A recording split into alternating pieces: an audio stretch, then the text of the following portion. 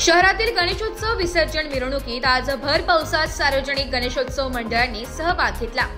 सकाळी महाराष्ट्राचे जलसंपदा मंत्री तथा कुंभमेळा मंत्री गिरीश महाजन यांच्या हस्ते श्रीफळ वाढून आणि गणरायाची आरती करून विसर्जन मिरवणुकीचा प्रारंभ झाला।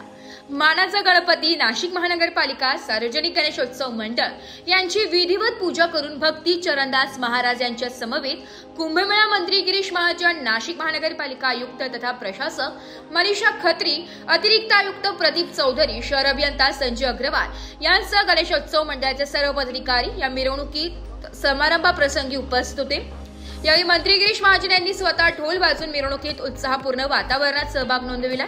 नाशिक महानगरपालिकेचे आयुक्त तथा प्रशासक यांनी देखील ढोल पथकातील झेंडा हातात घेऊन व ढोल वाजवून अधिकारी कर्मचाऱ्यांमध्ये उत्साहपूर्ण वातावरण निर्माण केले आहे।